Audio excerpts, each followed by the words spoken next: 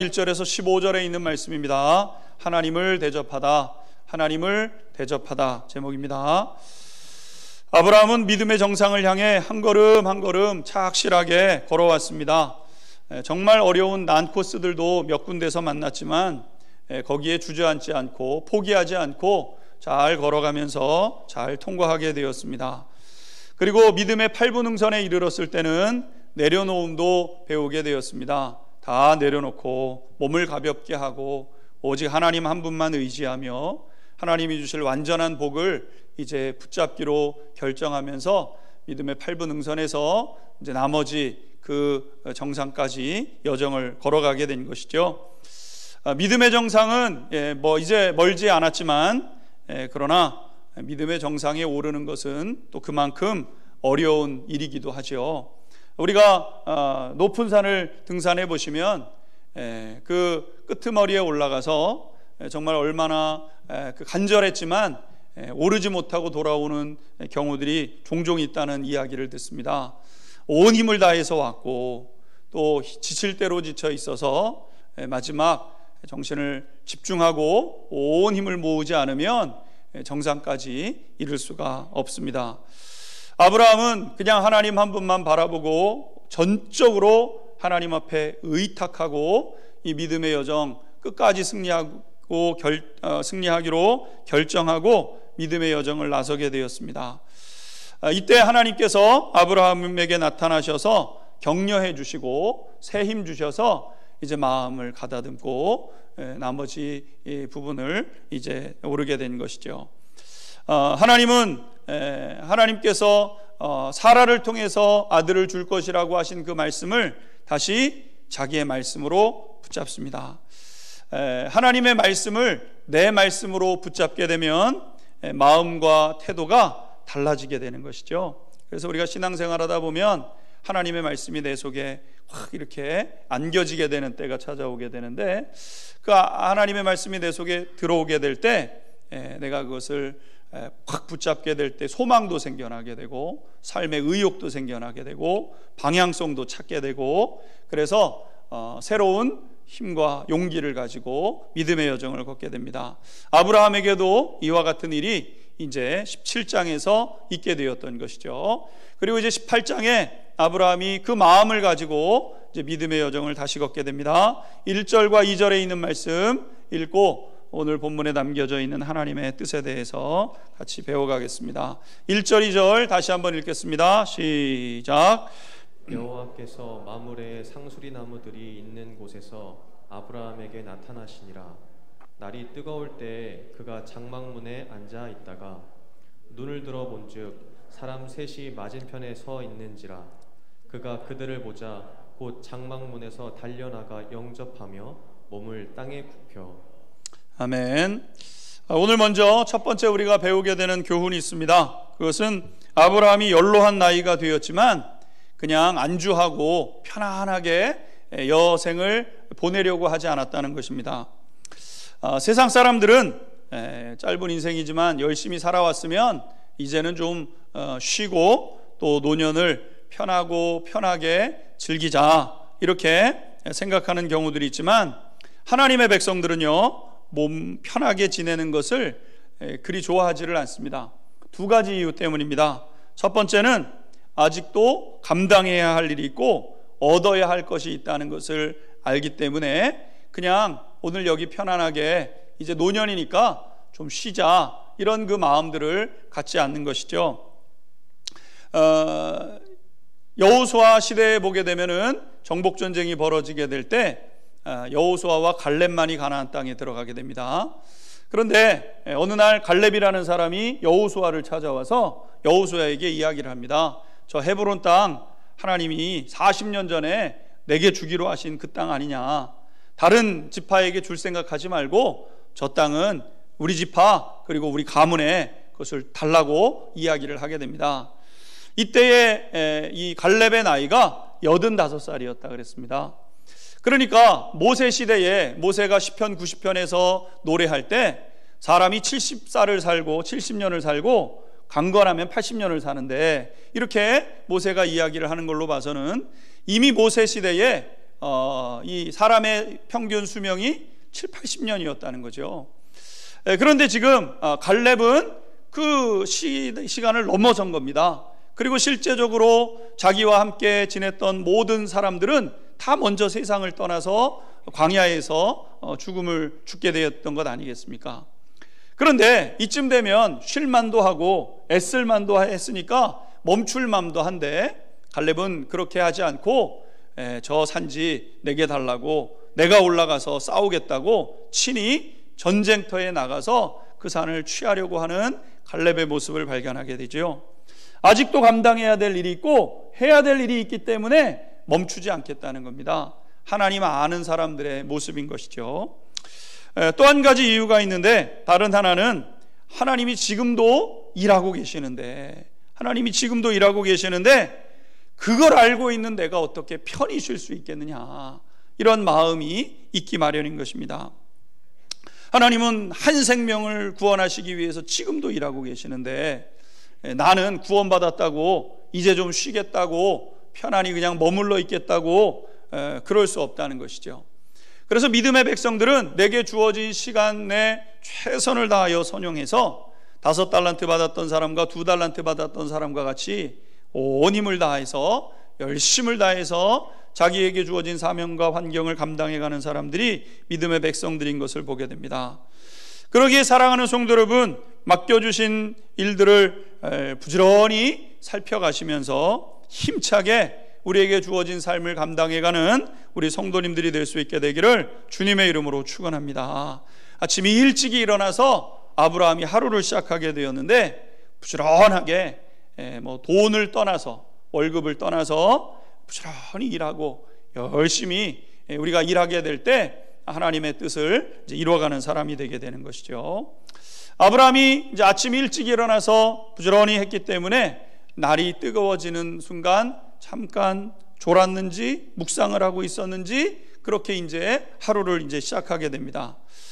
어느 순간 정신이 번쩍 들어가지고 고개를 들어보았더니 앞에 낯선 세 사람이 기다리고 있다 그랬습니다. 그런데 아브라함의 행동 중에 좀 특이한 모습이 있게 되는데, 오늘 본문 2절 말씀을 보게 되면 눈을 들어본 즉 그들이 보자 곧 장막 문에서 달려나가, 이렇게 돼 있습니다. 아브라함이 뭔 생각을 하고 있다가 이제 피곤했겠죠. 부지런히 일하고 애쓰는 상황이니까 갑자기 눈을 떠는데 낯선 사람이 있어요. 근데 아브라함이 얼른 일어나서 달려갔다 그랬습니다. 손살같이 달려가서, 그리고 그 사람들 앞에 넙죽 엎드렸다는 거예요. 그리고 자기 집으로 들어가서 물도 마시고 좀 쉬었다 가시라고 간청을 하는 아브라함의 모습을 발견하게 되죠. 우리는 이 나그네들이 하나님의 현현이고 또 그분을 도왔던 천사들이었다는 사실을 알고 18장을 읽어갑니다. 근데 여러분, 아브라함은요, 지금 이 사람들이 하나님인지 하나님의 천사인지 아직 알지 못하는 거예요. 이건 나중에 알게 되는 사실이죠. 그러니까 아브라함의 눈앞에 보였던 것은 행색이 초라한 길을 지나가는, 여행으로 집 없이 이렇게 다니는 나그네, 그런 그 사람들이었다는 것 아니겠습니까? 처음 보는 사람들이었고, 또 다른 한편으로는 앞으로도 나그네들은 볼 일이 별로 없어요. 아브라함이 그냥 떠돌아다니면서 양치는 사람이니까 여기저기 다니게 될 테고, 여기저기 다니게 될 때 아브라함을 또 만날 이유가 없는 사람들, 이 사람들은 지나가는 사람들이고 아브라함도 떠도는 사람들이고 또 만날래야 또 만날 이유가 없는 그런 사람들이죠. 그런데 그들 앞에 얼른 달려가서 몸을 굽혀 강청해서 집으로 그들을 모셔드렸다는 겁니다. 어딘가 모르게 조금 낯설기도 하고, 왜 아브라함이 이렇게 행동을 했을까라는 생각을 하게 되는 부분이죠. 물론 고대 근동의 풍습, 지금도 중동 지역을 가게 되면 사람을 경계하면서 저 사람이 왜 오나 이렇게 보기보다는 사람들을 웰컴해주고 맞아주는 그러한 그 풍습이 있다고는 하지만, 아브라함의 이러한 그 모습은 굉장히 상황을 지나쳐서 지금 행동을 하고 있는 것을 알게 되죠. 그런데 이 부분을 조금 깊이 생각해 보게 되면 아브라함이 이렇게 행동하는 이유를 발견하게 됩니다. 그것은 무엇이냐면은 하나님께서 얼마 전에 얼마 전에 찾아오셨어요. 99세 때 찾아오셨던 17장에 찾아오셨던 하나님이 이제 18장에 이 사건을 겪으면서 채 얼마가 되지 않았던 지금 이 상황 아니겠습니까? 하나님께서 아브라함에게 하셨던 말씀이 있습니다. 그것이 무엇이냐면은 너는 내 앞에서 행하라, 완전하라, 이 말씀을 하셨던 것이죠. 아브라함은 너는 내 앞에서 행하라, 완전하라 라고 하셨던 그 말씀을 그냥 잊어버리고 살아가는 것이 아니라 마음속에 새기고 간직하고 기억하고, 그리고 어떻게 하면 그 말씀을 지킬 수 있을까, 늘 그 말씀을 생각하고 있었음에 틀림이 없습니다. 저도 믿음의 여정을 걸으면서 제가 이렇게 늘 마음속에 새겨두고 꺼내보면서 이제 믿음의 여정을 걸어가는 말씀들이 있어요. 사도행전 20장 24절 말씀인데, 고등학교 때 이제 제가 예수님 만난 얼마 후에 독서실에서 읽다가 받은 말씀이죠. 나의 달려갈 길과 주 예수께 받은 사명, 곧 하나님의 은혜의 복음을 증언하는 일을 마치려 하면은 나의 생명조차 조금도 귀한 것으로 여기지 아니하노라. 제가 이 말씀을 18살 때 제가 이렇게 제 말씀으로 받은 말씀인데, 제 마음속에 확 들어왔던 말씀이거든요. 제가 무슨 일을 할 때마다, 무슨 일을 결정할 때마다 꼭 꺼내서 새기는 말씀입니다. 마음속 깊은 곳에 두었다가 무엇인가 고민이 되고 결정해야 되는 그때 다시 그 말씀을 꺼내서 나의 달려갈 길과 주 예수께 받은 사명, 곧 하나님의 은혜의 복음을 증언하는 일을 마치려 하면은 나의 생명조차 조금 더 귀한 것으로 여기지 아니하노라. 그래, 내가 이 길 걷기로 했지, 내가 이 길 걸으려고 하지, 이런 마음의 자세로 다시 새기고 또 마음속에 깊이 두고 있다가 또 때가 되면 그것을 꺼내면서 믿음의 여정을 걷습니다. 아브라함이 너는 내 앞에서 행하라, 완전하라 하셨던 그 말씀을 마음속에 새기면서 내가 어떻게 내가 하나님 앞에서 살고 있지, 하나님 내 일거수일투족 다 보시는 하나님이시지, 내가 하나님 앞에 완전하게 살아가야 되는데, 이런 그 마음의 경험을 가지고, 마음의 결단을 가지고 아브라함이 지금 걸어가고 있는 것이죠. 여러분, 여기에 오늘 본문의 두 번째 영적인 교훈이 있습니다. 그것은 무엇이냐면은 아브라함이 하나님의 말씀이 자기의 삶이 되게 해가고 있었다는 거죠. 하나님이 말씀하셨어요. 그 말씀을 가지고 내 삶이 돼가는 겁니다. 하나님의 말씀이 내 삶이 되고 하나님 말씀 듣고 삶이 되는 거예요. 여러분, 믿음 생활이라는 것은 무엇이냐? 말씀이 삶이 되고 그 말씀이 복이 되는 것이 믿음 생활인 것이죠. 말씀이 복덩어리입니다. 제가 지난 교회에서 11년 5개월 목회했는데 바닷가 분들입니다. 벌이도 이렇게 직업이 좋은 직업이 변변한 장소도 아니고 하나님 부르심 쫓아서 그곳에 가서 말씀 사역하라고 하나님 마음 주셔서 신청 이렇게 해서 지역까지 가게 됐죠. 바다분들입니다. 이 바다분들은요 굉장히 이렇게 화통한 게 있습니다. 이게 바다분들은요 그때 달라요. 어느 날은 배 나가면은 수백만 원어치 고기를 잡아오는 때도 있고, 또 어떤 날은 하나도 못 건지고 돌아오는 날도 있습니다. 딱 가면은 일당이 15만 원이든 20만 원이든 일당 벌이를 해서 오는 분들이 아니라 어느 날 가서 많이 벌어오기도 하고, 또 어떤 때는 못 벌기도 하고, 다른 사람은 많이 잡는데 똑같이 금을 내렸는데 나는 잡지도 못하고, 이런 분들이에요.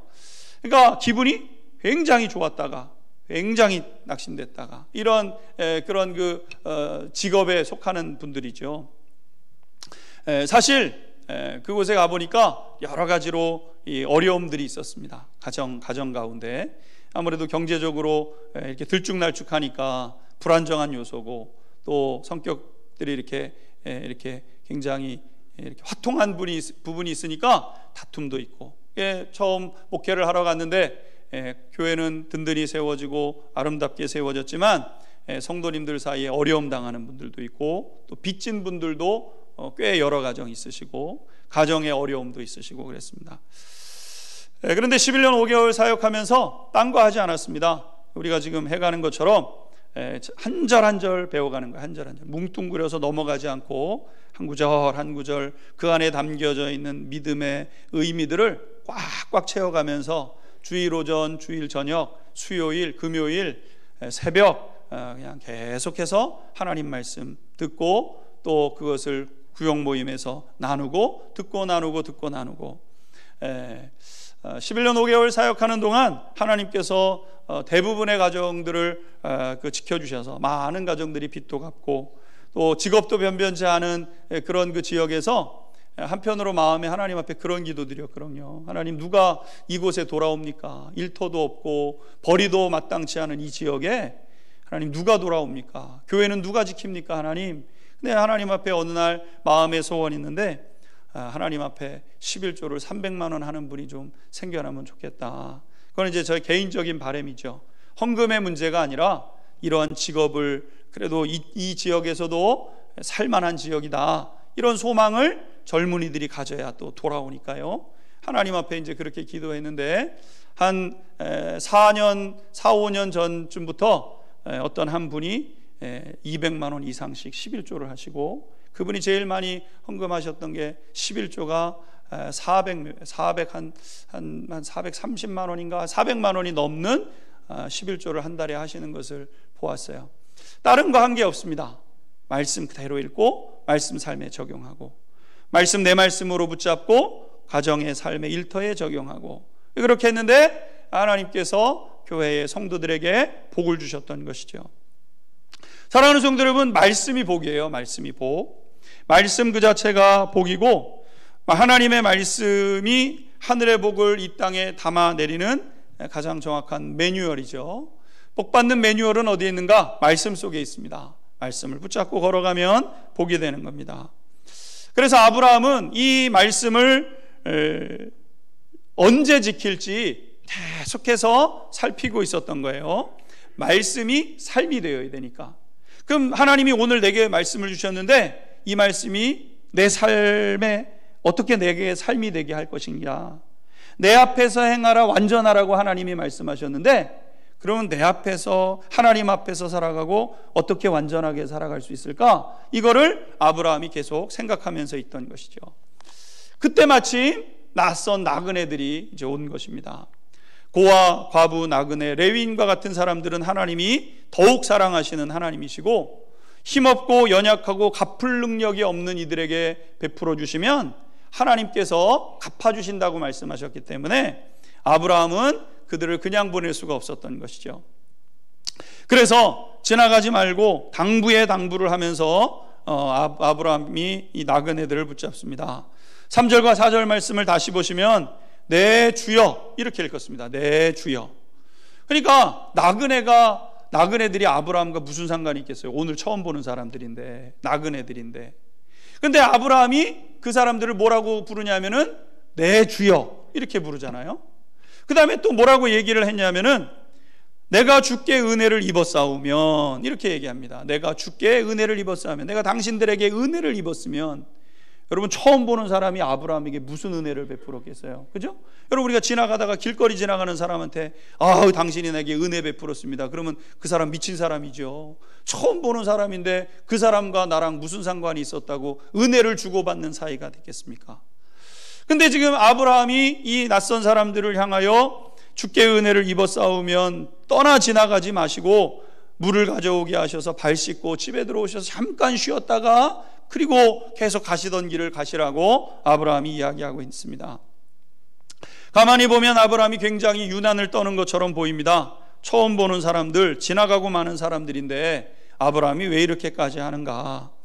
이것은 아브라함이 확신하고 있었던 것이 있었는데, 이 사람들을 통해서 내가 하나님의 말씀을 지켜내는 사람이 되고, 하나님의 말씀을 지켜낼 때, 하나님의 말씀이 삶이 될 때 내 삶에 복이 된다는 사실을 확신하고 있었기 때문에 아브라함이 지금 이 사람들을 붙잡는 거죠.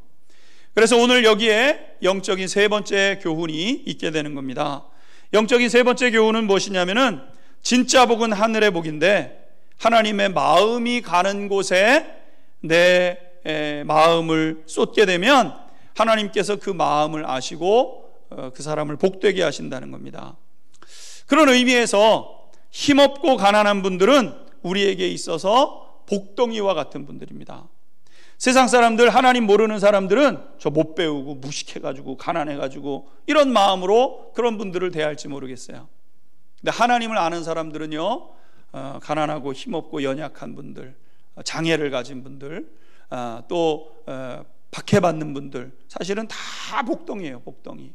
우리에게 있어서는 복이 그분들을 통해서 내게 온다는 사실을 우리가 알게 되는 것이죠. 하나님께서 이분들을 특별하게 살피시기 때문입니다. 이런 것과 같습니다. 어떤 분에게 6명의 자녀가 있어요. 6명. 큰 마지는 대기업에 취직을 해서 대기업에서 잘 나가는 사람이고, 또 다른 아들은 한 대학에서 교수도 지내기도 하고, 나머지 자녀들은요 그냥 제밥벌이는 잘해요. 뭐 특별하게 특출나지는 않지만 그냥 때 되면은 그 집 사고, 때 되면은 또 이렇게 필요한 것들을 구입하면서 그냥 이렇게 부모가 볼 때 별로 그렇게 어려움이 없습니다. 그런데 둘째가 있는데, 이 둘째는 어려서부터 잔병치레도 많이 했고, 또 자라고 나서도 또 변변하지 못한 그런 삶을 살아가면서 무시당하면서 살고 있어요. 여러분, 만약에 우리가 그런 그 부모라면, 여러분, 부모의 마음은 누구에게 있겠습니까? 6 자녀가 있으면 대학 교수도 있고, 그다음 대기업 다니는 아들도 있고, 교수도 있고, 다 잘 살아요. 하나들만 좀 이렇게 사는 게 어렵고 무시당하면서 살아요. 그러면 6손가락 깨물어서 다 아프지만, 아프고 조금 무시당하고 그런 아들에게 마음이 가는 것은 모든 부모의 마음 아니겠습니까?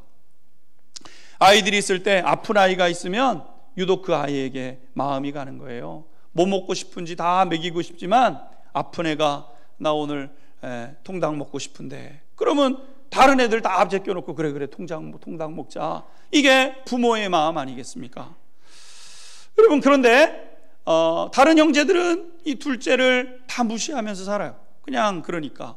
그런데 셋째가 꼬박 무슨 일이 있으면은 형님 얘기를 하면서 대접을 해줍니다. 형님 대접 꼭 해주고, 무슨 일이 있으면 배우지 못했는데 상의하고, 그러면서 도와주고 돌봐줍니다.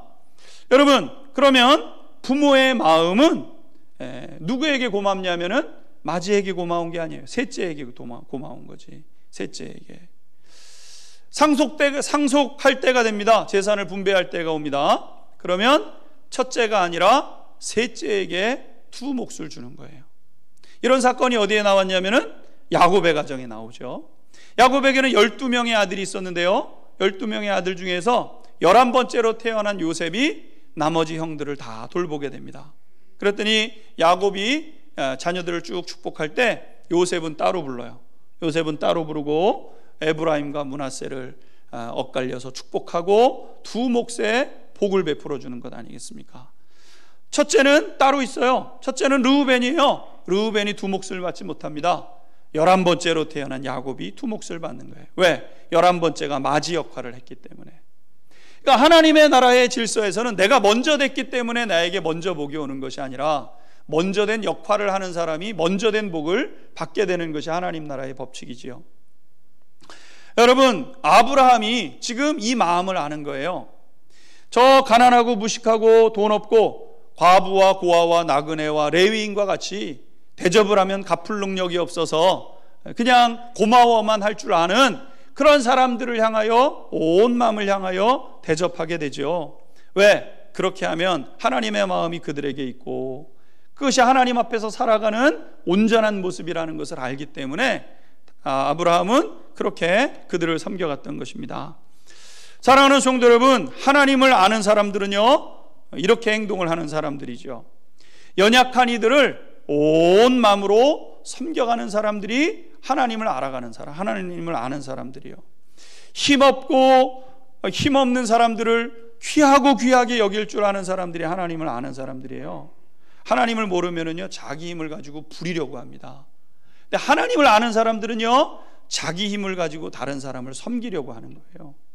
그러니까 그분이 하나님을 아는지 모르는지는 뭘 보면 아냐면은 낮은 사람을 대하는 걸 보면 알 수 있어요. 낮은 사람을 내 마음대로 막 부리려고 하는 사람은 아직 하나님을 모르는 분들이에요.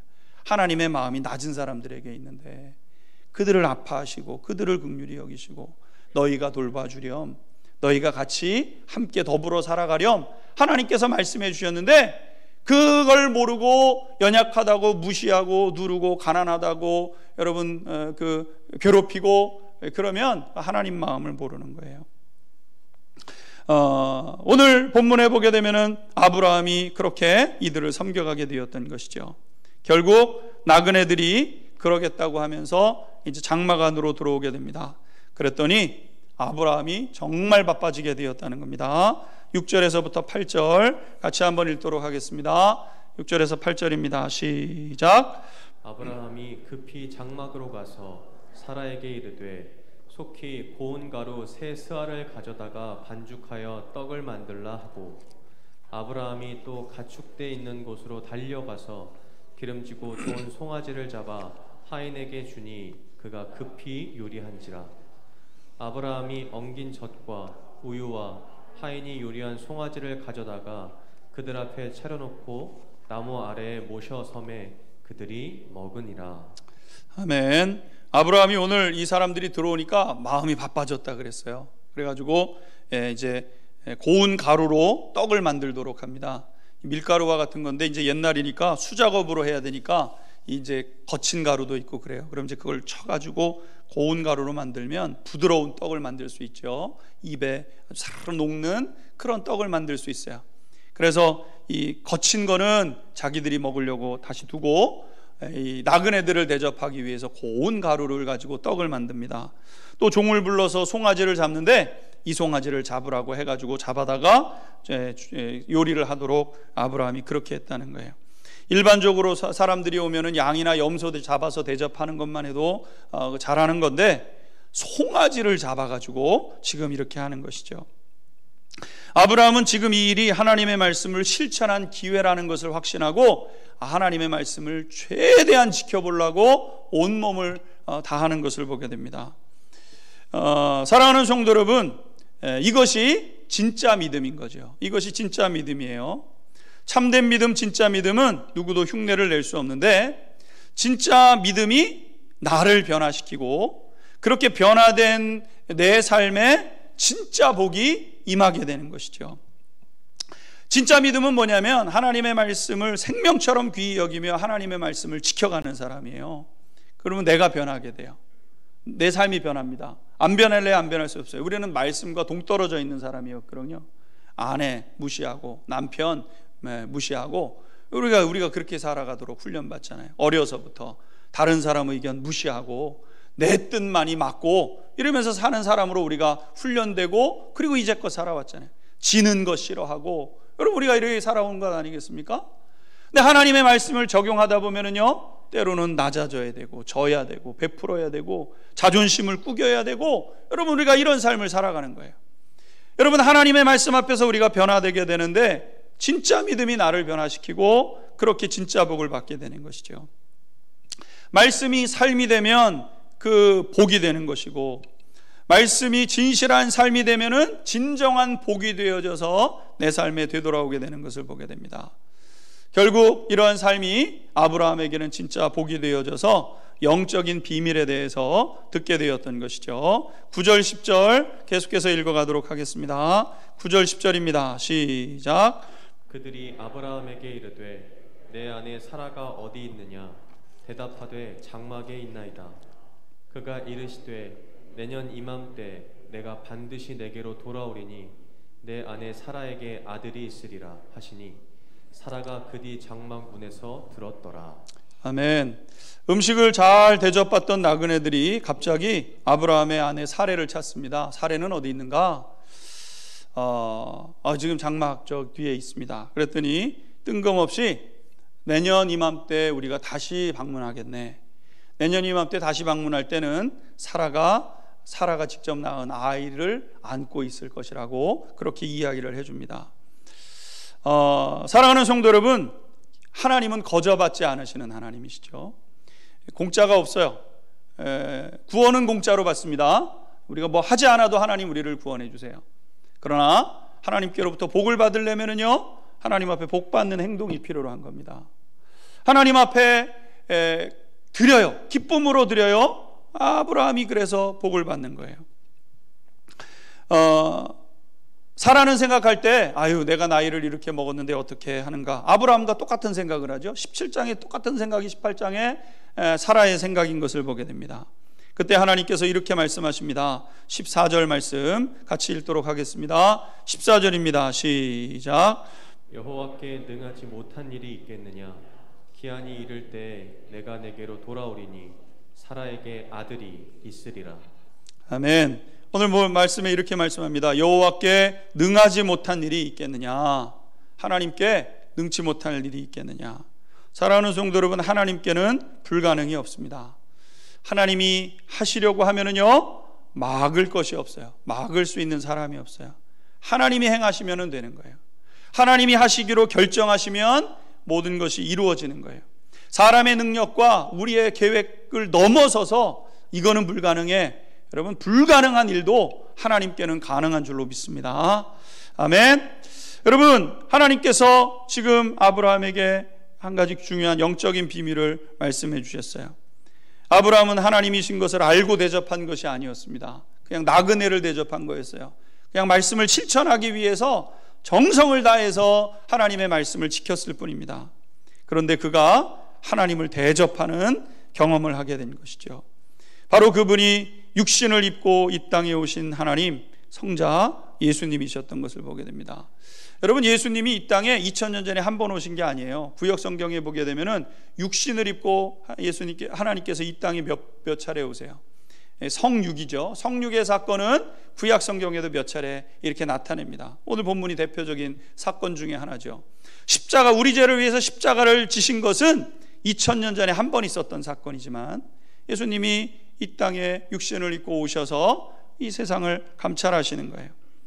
그런데 예수님께서 이 땅에 계시면서 이런 말씀하셨습니다. 내가 마지막 때 다시 올 건데 그때 다시 오면은 양과 염소를 구별하게 될 거야. 이렇게 말씀하셨어요. 그런데 양과 염소는 무엇으로 구별하는가? 이렇게 구별하신다 그랬습니다. 마태복음 25장 33절에서부터 36절까지 같이 읽어보도록 하겠습니다. 함께 읽겠습니다. 화면을 통해서 읽습니다. 시작. 그때 임금이 그 오른편에 있는 자들에게 이르시되 내 아버지께 복받을 자들이여 나와 창세로부터 너희를 위하여 예비된 나라를 상속받으라. 내가 줄일 때 너희가 먹을 것을 주었고 목마를 때 마시게 하였고 나그네 되었을 때 영접하였고 헐벗었을 때 옷을 입혔고 병들었을 때 돌보았고 옥에 갇혔을 때 와서 보았느니라. 아멘. 오늘 예수님께서 마지막 때 내가 다시 오는데 오게 되면은 양과 염소 나눈다 그랬어요. 오른쪽에서는 게 이제 양인데 오른쪽에서는 양들에게 뭐라고 얘기하냐면은 내 아버지께 복을 받을 자들이여 나와 창세로부터 너희를 위하여 예비된 나라를 상속받으라 이러면서 이렇게 하신다 그랬어요. 또 이쪽 편에는 염소가 쓰는데 염소에게는 마귀와 함께 영원한 형벌을 받으라고 그렇게 선언을 하신다고 말씀하셨어요. 그러니까 천국과 지옥으로 나뉘어지게 되는데 누가 천국에 가고 누가 지옥에 가냐는 거예요. 그런데 예수님께서 이 사람들에게 이렇게 얘기합니다. 내가 줄일 때에 먹을 것을 주었고 목마를 때 물 주었고 나그네 되었을 때 환영해 주었고 헐벗었을 때 옷 주었고 병들었을 때 와서 위로해 주면서 쓰다듬어 주었고 감옥에 갇혔는데 와서 안부를 물어봐 주었다는 거예요. 그러니까 이 사람들이 아닌데요, 그런 적이 없는데요, 예수님 앞에 그런 적이 한 번도 없는데요, 이렇게 이야기를 해요. 또 반대편에 있는 사람도 그럽니다. 아닌데요, 우리가 예수님 앞에 예수님을 본 적이 없는데요, 누가 예수님이 목마르다 그러는데 왜 우리가 물을 안 주었겠습니까? 예수님 목마르신데 왜 우리가 먹을 것 안 주었겠습니까? 이러면서 양쪽 다 아닌데요 얘기하지 않습니까? 그런데 예수님께서 이렇게 말씀하세요. 40절 읽도록 하겠습니다. 25장 40절입니다. 시작. 임금이 대답하여 이르시되 내가 진실로 너희에게 이르노니 너희가 여기 내 형제 중에 지극히 작은 자 하나에게 한 것이 곧 내게 한 것이니라 하시고. 아멘. 예수님께서 뭐라고 말씀하셨냐면 너희가 여기 내 형제 중에, 우리 신앙 공동체 안에 우리 안양중앙 성결교회 우리 성도님들 가운데 나보다 못한 사람에게, 여러분들보다 못한 사람에게 한 것이 주님에게 한 것이 된다는 거예요. 너희가 여기 내 형제 중에 지극히 작은 자 하나에게 한 것이 곧 내게 한 것이니라. 언제 우리가 주님 앞에 그렇게 행할지 몰라요. 그냥 우스워 보입니까? 돈 없어서 그냥 별 볼 일 없어 보이고 직업도 변변치 않아 가지고 뭐 별것 아닌 것처럼 보입니까? 그렇게 보시면 안 된다는 거예요. 하나님의 마음이 있는 것이고, 오히려 예수님께서 우리 가운데 나타나실 땐 그런 모습으로 나타나신다는 거예요. 지극히 가난한 모습으로, 지극히 힘없는 모습으로, 지극히 멸시받고 천대받는, 옷도 행색도 초라하고 그런 모습으로 예수님께서 이 땅에 오신다는 것이죠. 주님의 말씀을 믿으신다고 한다면 힘없는 분들을 찾아서 선대하는 공동체가 되어야 됩니다. 왜? 예수님의 그 말씀이 진실이니까. 그런 사람들을 찾아가 따뜻한 말을 건네시고 따뜻한 눈길로, 따뜻한 손길로 보듬으시고 진실의 마음을 담아서 축복하시고, 그렇게 그들을 향하여 드린 것이 바로 주님께 드린 고백이 된다는 것이죠. 우리의 마음은 어디에 있습니까? 가난한 자, 괴로움 당하는 자, 슬픔 당하는 자, 갇힌 자, 오해받는 자, 그들을 찾아가셔서 위로하셔서 주님을 대접하는 그런 성도님들로 설 수 있게 되기를 주님의 이름으로 축원합니다. 같이 일하겠습니다. 기도하겠습니다. 세 가지입니다. 하나님 오늘도 일하십니다. 하나님 쉬지 않고 일하시는 하나님이시기에 우리도 이만큼 했으면 됐다 하고 쉬지 마시고 한 영혼 구원하기 위한 열정, 주님 앞에 가는 그 순간까지 부지런히 힘을 다하여 일하는 성도 되기를 구하며 기도하겠습니다. 하나님의 말씀이 실천되어지는 은혜가 있게 하셔서 말씀이 나를 바꾸고 그 바뀌어진 그 삶이 내게 복이 되는 은혜와 역사 허락해달라고, 가난하고 지극히 작은 그 한 사람이 바로 주님께 한 것과 같은 그런 일이 된다고 말씀하셨사오니 나보다 가난하고 연약한 이들을 돌아보며 사랑으로 품는 믿음의 공동체로 세워질 수 있도록 은혜 주시도록 말씀 기억하면서 주여 세 번 부르시고 합심해서 함께 한 목소리로 기도드리겠습니다. 주여 주여 주여. 아버지